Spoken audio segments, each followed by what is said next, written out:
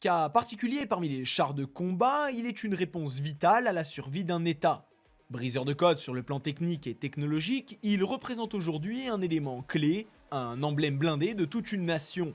Je parle bien évidemment du chariot de l'État hébreu, le Merkava israélien.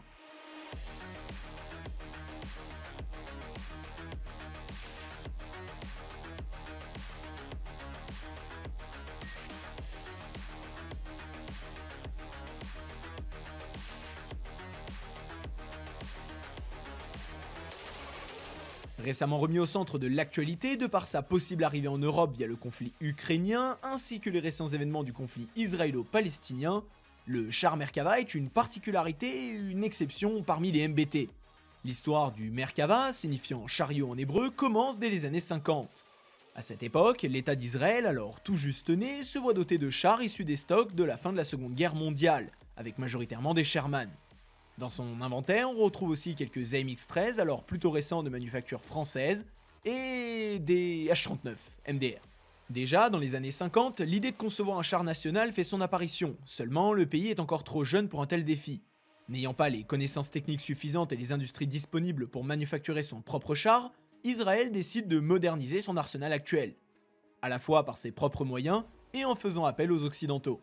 Ces modernisations verront apparaître les M50 et M51, notamment connus pour être dotés du canon de l'AMX-30 raccourci. L'idée derrière ces modernisations est d'offrir à ces blindés une chance même infime de remporter un engagement face au T-55 qui entre alors en service en Égypte fin des années 50. A noter que le T-55 à cette époque est considéré comme un char technologiquement avancé, et donc que l'on redoute. À partir de maintenant, je vais rapidement passer sur les conflits auxquels Israël sera confronté, ceux-ci ayant néanmoins joué un rôle prédéterminant dans l'histoire du Merkava. Entre 1955 et 1957, la guerre autour du canal de Suez et du Sinaï va renforcer la volonté israélienne de se doter d'un puissant corps blindé. Ce sentiment ne fera que se renforcer lors de la guerre des 6 jours où Israël affrontera une nouvelle fois l'Égypte alliée à la Syrie et à la Jordanie. Lors de ce conflit, Israël était alors en pleine étude du chieftain anglais, ce qui n'eut pas pour effet de rassurer les Anglais ayant peur de voir leurs chars mobilisés au front. Une fois le conflit terminé, les études et les essais se déroulèrent entre 1967 et 1969, dans l'objectif pour Israël de produire le char sous licence. Malheureusement pour eux, en 1969, les pays arabes font pression sur l'Angleterre via le pétrole, ce qui contraint le gouvernement anglais à rapatrier ces deux chars et à abandonner tout projet de production sous licence. Pour Israël, sa déconvenue est celle de trop, et en août 1970, le programme Merkava est lancé. Supervisé par le général Israël Tal, légende vivante de l'armée israélienne, au point que le projet sera pratiquement considéré comme étant sa création, l'idée est de concevoir un blindé entièrement national et indépendant de toute influence extérieure. Ce projet est présenté comme indispensable à la survie même de l'État hébreu, un argument qui va globalement fédérer derrière lui sans pour autant convaincre tout le monde. Qui plus est, il est maintenant réalisable grâce à l'accumulation des connaissances d'Israël dans ce domaine. Les améliorations de blindés en service et l'étude des chars capturés durant les précédents conflits ayant joué un rôle important.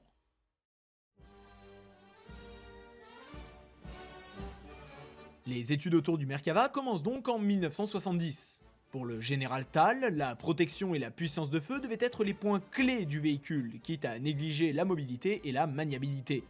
C'est dans cette optique que la décision fut prise de placer le groupe motopropulseur à l'avant du véhicule. Cette organisation permettant d'arrêter le projectile dans le bloc moteur sans aucun dommage pour l'équipage, quitte à rendre le blindé inoperable. Bon, ce choix a surtout été fait par défaut, car Israël ne disposait d'aucune connaissance en blindage composite, et devait donc trouver une alternative à ce dernier. Pour balancer le poids du GMP, la tourelle sera située à l'arrière du char. Cette composition posera par ailleurs quelques problèmes techniques lors du développement. Verrouillage de missiles infrarouges plus simple sur l'avant du blindé, signature thermique plus importante, et une dépression moins importante que ses équivalents occidentaux. Avec cette organisation, le Merkava sera unique en son genre, puisqu'aucun MBT moderne ne présente cette configuration. Elle contribuera également à construire la réputation du Merkava de char le mieux protégé au monde. Pour la tourelle, elle présentera aussi une forme particulière dans l'optique de réduire au maximum sa surface d'exposition, et donc le risque de se faire toucher. Si la composition du Merkava semble aboutie sur le papier, c'est bien. Qu'elle le soit physiquement, c'est mieux. Les premiers essais furent réalisés à l'aide d'une Jeep surnommée Oukandaise, dont le but était de déterminer la position optimale du pilote sur le glacis frontal supérieur. Cette étape achevée, arriva l'étape de la maquette en bois, qui avait pour objectif de définir les grandes lignes et donner une idée globale des dimensions du véhicule. S'en suivra les premiers prototypes basés non pas sur des châssis usinés dédiés, mais sur de vieux châssis de shot découpés, ressoudés, trafiqués, pour coller au mieux avec le véhicule prévu. Et oui, le premier vrai Merkava n'était pas un Merkava, mais un shot complètement remodelé pour ressembler à un Merkava. Le second prototype sera également construit sur châssis de Centurion, et les deux véhicules subiront des batteries de test dès 1971 avec des résultats plutôt concluants, dirons-nous. Si les études et les essais avançaient à un rythme correct, ceux-ci seront vite interrompus à cause de la guerre du Kippour dès 1973. Encore une fois, une coalition menée par l'Égypte et la Syrie menace l'intégrité d'Israël. Si dans la pratique Israël va une nouvelle fois emporter le conflit, il n'en restera pas moins marquant et aura un très fort impact sur la conception même du Merkava. L'utilisation massive d'obus à charge creuse, de missiles et de roquettes anti-chars ayant infligé des pertes significatives aux forces blindées israéliennes. Ces pertes ayant eu pour effet de conforter Tal et ses ingénieurs dans leur choix de protection du blindé. Cette forme offrant une protection optimale contre les munitions à charge creuse et décente contre les munitions à énergie cinétique. 4 prototypes verront le jour entre 1973 et 1976 dans le but de tester l'ensemble des fonctionnalités du char, tests de protection, de mobilité et de tir. Entre 76 et 79, la première commande sera produite, non sans mal, et fin 79, les premiers Merkava de série furent mis en service. La première utilisation du Merkava aura lieu lors de l'opération Paix en Galilée en 1982 avec l'intervention militaire au Liban, où Israël ne perdra qu'un seul char au combat, faisant plutôt très forte impression, à la fois auprès des militaires mais aussi du grand public. Là où le Merkava va se démarquer une nouvelle fois des chars occidentaux, c'est dans la façon dont va se dérouler son évolution. Quand les programmes occidentaux sont très structurés, celui du Merkava n'a pas vraiment de cadre défini. Les évolutions s'enchaînent sur les chars au fil de la production mais ne se ressemblent pas forcément. Deux chars produits en même temps pouvaient être complètement différents, non pas dans la structure même du char mais sur les évolutions apportées. Jupe latérale différente, forme du panier de tourelle, lanceur de fumigène, grille d'échappement et j'en passe. Ce manque de structuration totale mènera à ce que l'on qualifiera de chars hybrides, c'est-à-dire des Merkava 1 avec des modifications tellement importantes qu'il sera décidé d'en créer une seconde génération, le Merkava 2. L'objectif d'établir des générations sera de créer un vrai standard pour le parc afin de l'uniformiser, comme les Léopards allemands avec les versions de A4, de A5, etc., ou les Leclerc avec les séries S1, S2, S21. Dans le cas du Merkava 2, on retrouvera déjà les modifications abordées juste avant. Cette seconde génération du char se cantonnera dans un premier temps à simplement reprendre et standardiser les modifications des derniers Merkava 1 produits. Là où le changement sera significatif sur le Merkava 2 sera lors de l'arrivée de la version B en 1985. C'est à partir de cette version qu'apparaîtront les surblindages sur le char, notamment sur les flancs de la tourelle et du châssis. Il y a aussi les boules chaînées accrochées au panier situé derrière la tourelle.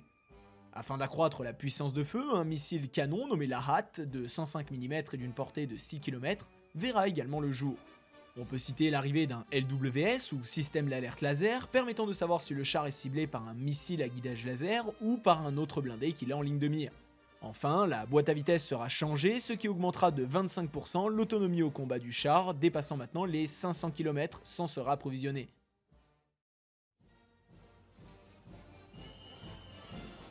Pendant que les évolutions incrémentales avaient lieu sur le Merkava 2, une troisième version du Merkava était déjà en cours de réflexion, avec cette fois-ci des changements beaucoup plus critiques. Des études menées dès 1983 envisagent une révision totale des capacités actuelles du char. Le char est plus long d'un demi-mètre, la tourelle est maintenant dotée d'un canon de 120 mm MG251 de manufacture locale, une nouvelle protection composite modulaire conçue pour lutter contre les munitions à charge creuse et optimisée dans sa forme pour faire face aux munitions cinétiques est installée, l'ensemble des systèmes hydrauliques en tourelle sont retirés pour du tout électrique, de nouvelles optiques de bien meilleure qualité sont ajoutées, et le moteur est amélioré et poussé à 1200 chevaux pour compenser l'ajout de poids. Comme pour le Merkava 2, le 3 verra d'autres versions produites visant à améliorer le véhicule. Merkava 3B, nouvelle amélioration de la protection, 3C, nouvelle conduite de tir, 3D, 4ème génération de blindage composite, et enfin 3M qui sera doté du système Trophy dont nous allons parler juste après avec la version 4M. Au moment où nous parlons, le Merkava 3D est l'une des versions principales des forces armées israéliennes, et il est courant du fait de l'actualité de l'observer à la télévision.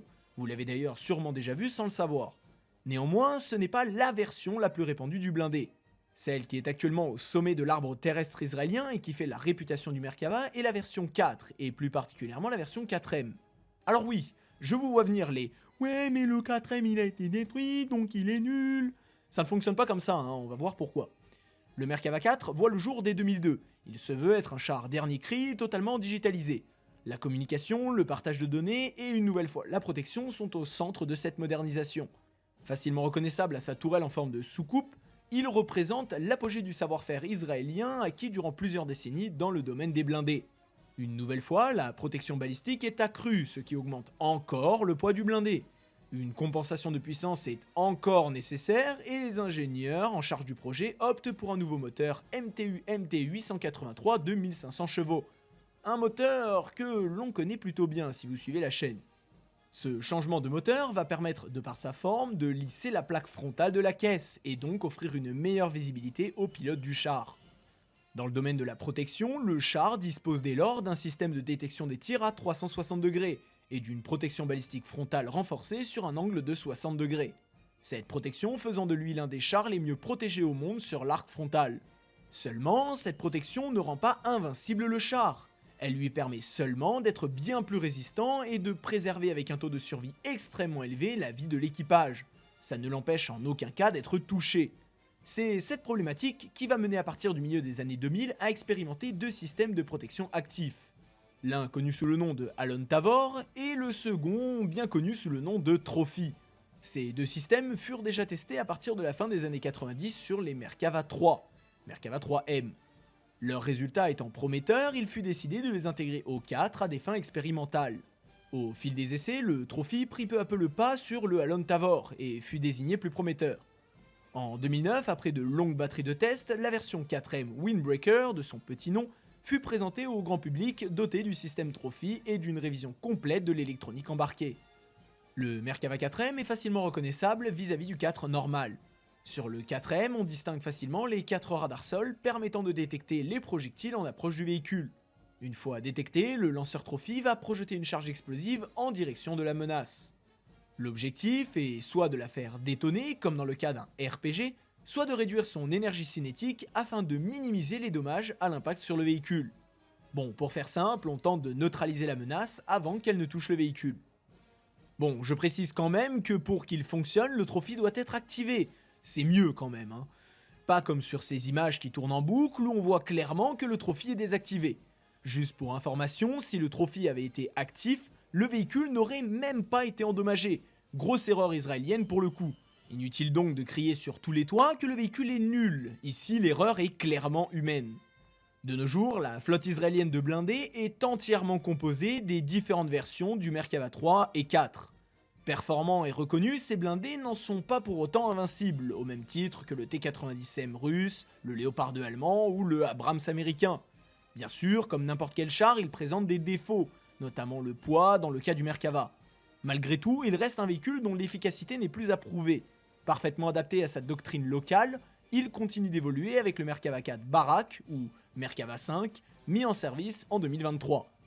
Avant de conclure cette vidéo, je tiens à rappeler qu'elle est une version condensée de l'histoire du Merkava qui est en réalité beaucoup plus longue et complexe. Sur une volonté de rester simple et accessible, je ne suis pas rentré dans les détails à la fois historiques et techniques. Donc si vous souhaitez une série détaillée sur l'histoire des Merkava, n'hésitez pas à me le faire savoir en lâchant un petit like et en me le mettant en commentaire.